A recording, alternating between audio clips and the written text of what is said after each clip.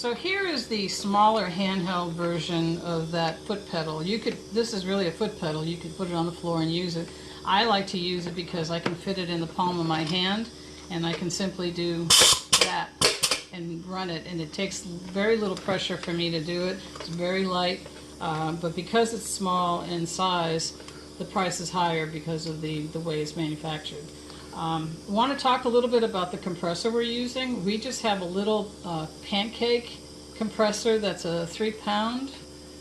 It has a 100 psi, I believe it is, and it runs outside because it's going to always want to run when you're using it, so there's not a lot of air that is actually stored in the tank because it's such a small tank.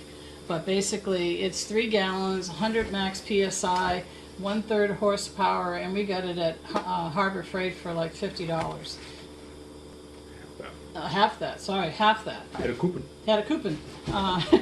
And then we added the hose, and we put an extra extension on the hose so we could put it outside and not be in the garage, and so we could hear ourselves think. But anyway, so that's this one, and I really enjoy this one a lot because, like I said, it's a lot easier to use.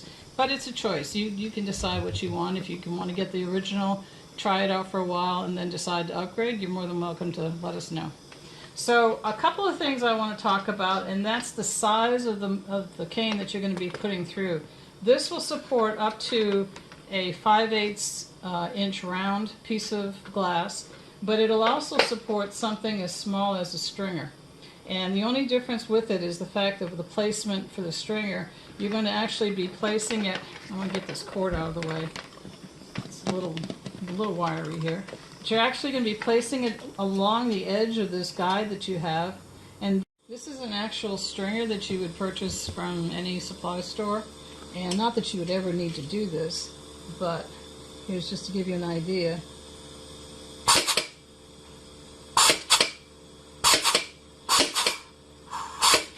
You don't even have to go hard because it's such a small piece. This is a stringer from a pull, and again, just using the side of the rail gives you enough support to keep it straight and for you to cut it with minimal pressure. Not that you would do that all the time, but just the point that if you had a small piece, you could. So here's a regular piece that I did a while back, and we'll put that in. Move this, kind of straighten it out.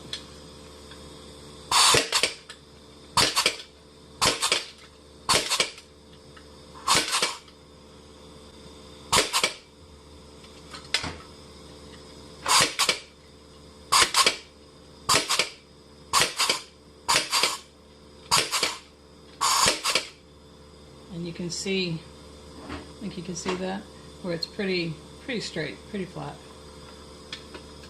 Bigger pieces, if you're going to get higher than 5/8, you may have to turn your glass around in order to chop pieces around it.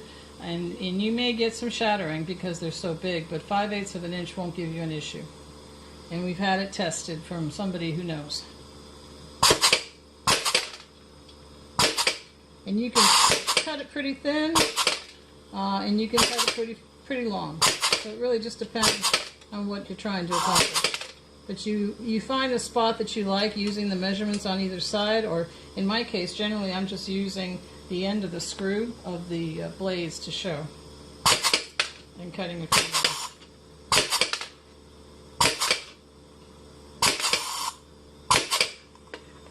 So when I take it out, I'm going to have pretty consistent sizes. Just depends on what you're trying to, how big and how small you're trying to cut them.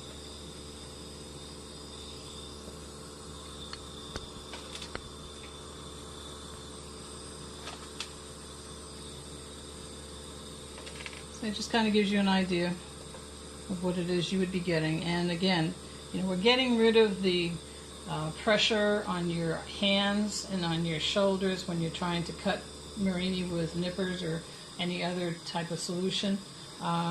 This is all done with the compressor, and it's going to make your life a lot easier and potentially could cut down some time that you're taking to make your cuts.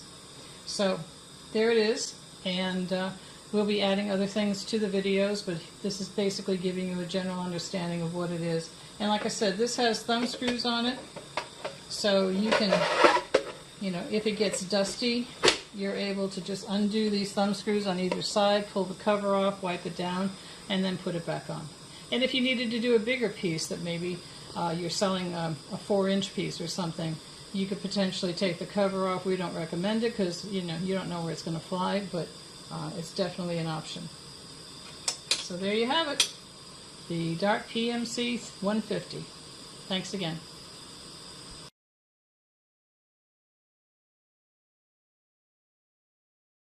When you get close to the end, obviously there's a distance between the outside of the cutter and the cutters themselves, or outside the chopper. So one option is to take a pair of tweezers and just move it forward. Better pair than I have here, but the idea is that the tweezers are holding it, not your fingers. And that way there you could finish it off. I wish I had a better pair of tweezers to show. And then just push it through.